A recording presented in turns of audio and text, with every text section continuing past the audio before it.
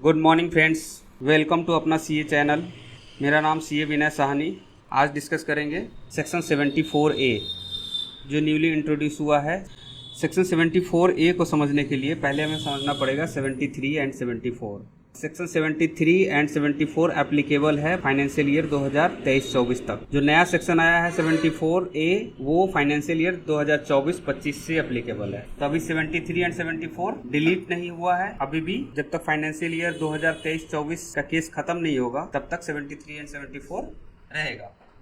तो देखते हैं सेक्शन 73 क्या कहता है। सबसे पहला, अगर आपने टैक्स पेमेंट कम किया है या नहीं किया है या गलत आईटीसी क्लेम किया है और ये आपने जानबूझ के नहीं किया है, अगर आपने जानबूझ के नहीं किया है तो उसके लिए नोटिस का सेक्शन क्या था, सेक्शन 73। सेक्शन 73 नोटिस के अंदर ही इंडिकेट कर देता था कि ये नॉन फ्रॉड का केस है। नॉन फ्रॉड के केस में जो टाइम लिमिट होती थी वो इस प्रकार थी। एनुअल रिटर्न की ड्यू डेट से, एनुअल रिटर्न की ड्यू डेट को बेस डेट मानते हैं, यहाँ से काउंट करते हैं।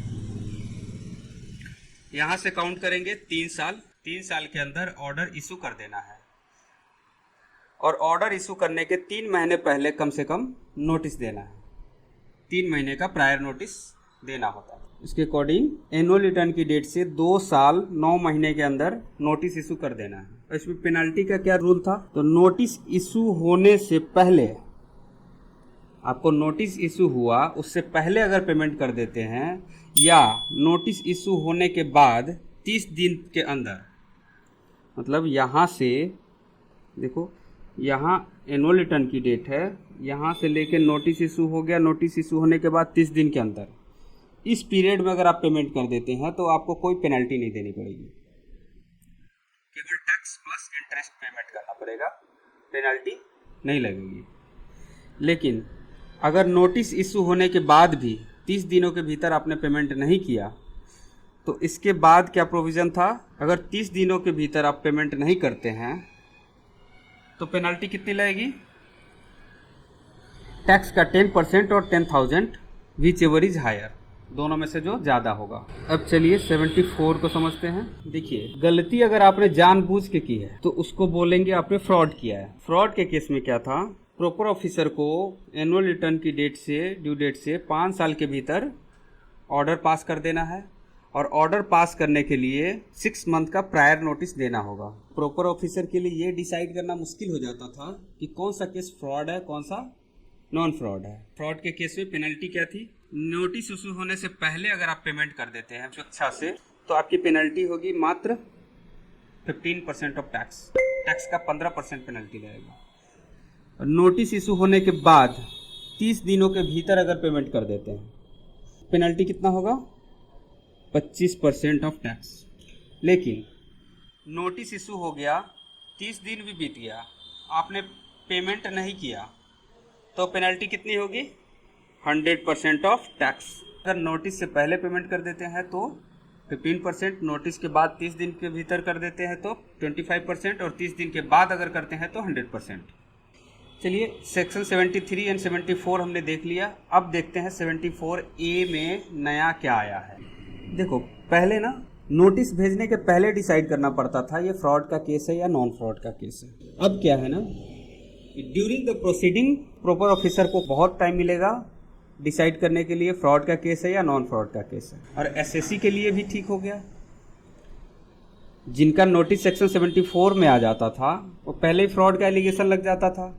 लेकिन अब क्या है, ड्यूरिंग द प्रोसीडिंग उसे प्रूफ करने का टाइम मिलेगा कि ये हमारा फ्रॉड का केस नहीं है बल्कि नॉन फ्रॉड का केस है। तो देखा जाए तो दोनों के लिए बेनिफिट है। सेक्शन 74A में क्या है, अगर टैक्स अमाउंट 1000 से कम होगा तो उस केस में सेक्शन 74A का नोटिस नहीं जाएगा। लेकिन अगर टैक्स अमाउंट 1000 या उससे ज़्यादा है तो उस केस में सेक्शन 74A का नोटिस जाएगा। सेक्शन 74A में कोई इंडिकेशन नहीं होगा कि ये फ्रॉड का केस है या नॉन फ्रॉड का केस है। Due date of annual return, base date वही रहेगा। यहाँ से 42 मंथ का टाइम मिला है इनको, प्रॉपर ऑफिसर को नोटिस भेजने के लिए। दोनों ही केस में 42 मंथ के अंदर नोटिस भेज देना है। नोटिस भेजने के बाद 12 महीने के अंदर इन्हें ऑर्डर पास कर देना होगा। प्रॉपर ऑफिसर को 12 महीनों के अंदर, नोटिस भेजने के बाद 12 महीनों के अंदर ऑर्डर पास कर देना होगा। और किसी भी कारणवश अगर वो 12 महीने में ऑर्डर पास नहीं कर पाता है तो कमिश्नर या ज्वाइंट कमिश्नर के परमिशन से 6 महीने का एक्सटेंशन मिल सकता है। लेकिन ये जो एक्सटेंशन का रीज़न है वो रिटन में रिकॉर्ड करना पड़ेगा 12 महीने ख़त्म होने से पहले। अब देखते हैं इसमें पेनल्टी का क्या प्रोविज़न है। अगर नो फ्रॉड का केस है, अगर ड्यूरिंग द प्रोसीडिंग ये डिसाइड हो जाता है कि ये फ्रॉड का केस नहीं है, तो उस केस में यहाँ पे नोटिस इशू हो गया, यहाँ से आगे 60 डेज चलते हैं और नोटिस इशू होने से पहले से लेके नोटिस इशू होने के 60 दिन बाद तक अगर आप वॉलंटरी पेमेंट कर देते हो तो कोई पेनल्टी नहीं लगेगी। पहले क्या था, 30 दिन का टाइम मिलता था नोटिस इशू होने के बाद, अब क्या है 60 डेज का टाइम लिमिट हो गया।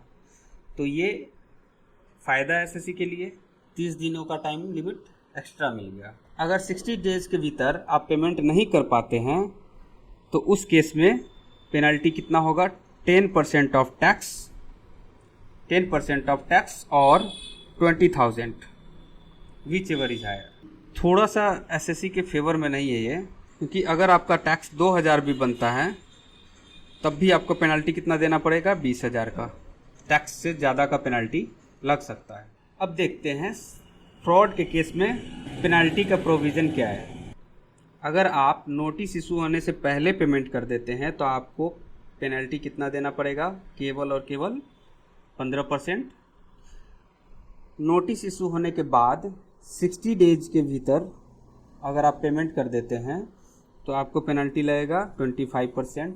अब 60 डेज क्रॉस कर गया, यहाँ से लेके ऑर्डर इशू होने के 60 डेज के भीतर अगर आप पेमेंट कर देते हैं, 60 डेज यहाँ ख़त्म हो गया, ऑर्डर के बाद 60 डेज, इस पीरियड में अगर आप पेमेंट करते हैं तो आपको पेनल्टी कितना लगेगा, 50%। अगर ऑर्डर इशू होने के बाद भी 60 डेज के भीतर आप पेमेंट नहीं कर पाते हैं तब आपको पेनल्टी 100% देना पड़ेगा। तो चलिए दोस्तों, आज का सेशन इसी के साथ एंड करते हैं, फिर मिलेंगे किसी नए अपडेट के साथ। अगर आप भी हमारे साथ अपडेटेड रहना चाहते हैं तो चैनल को सब्सक्राइब कर लें और बेल आइकन का बटन ज़रूर दबा दें।